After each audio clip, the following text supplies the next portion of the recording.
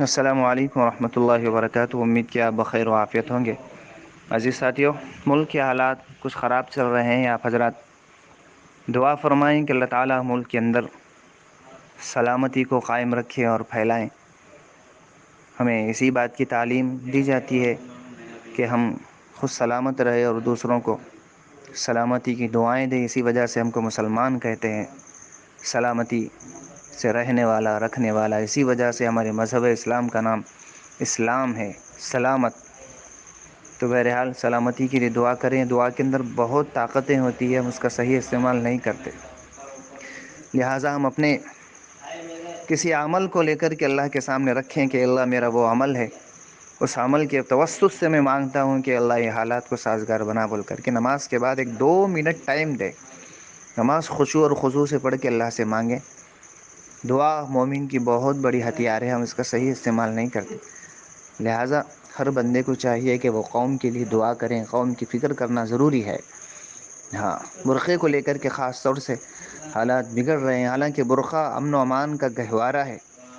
جو آدمی پردے میں نہیں ہوتا، عام طور پر اس کی وجہ سے بدنگاہی عام ہوتی ہے، اور بدنگاہی وہ شے ہے جس کی وجہ سے بہت سارے گناہ وجود میں آتے ہیں۔ آپ جانتے ہیں بدنگاہی سے کیا کیا ہوتا ہے۔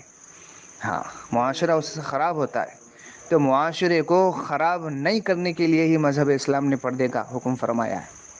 تو بہرحال ہمارے مذہب کی دور اندیشی یہی ہے کہ امن و امان قائم رہے، ہاں، گناہ نہ ہو، اسی وجہ سے پردے کو لازم فرمایا۔ لیکن بعض لوگ اس دور اندیشی کو نہیں سمجھتے، ہاں، پردے میں رہنے کو برا سمجھتے ہیں، حالانکہ اہل دانش سمجھتے ہیں اس بات کو، لیکن پھر بھی خاموش ہے۔ تو الغرض آپ جانتے ہیں یہ ساری تفصیل کہ نگاہ سے کیا کیا ہوتا ہے، مزید بولنے کی ضرورت نہیں ہے، نگاہوں کی حفاظت نہیں ہونے کی وجہ سے، لہذا یہ برقع آڑ ہے۔ قصہ مختصر آپ حضرات سے درخواست ہے کہ امن و سلامتی کے لیے دعا فرمائیں۔ دعاؤں کے اندر بہت بڑی طاقت ہے۔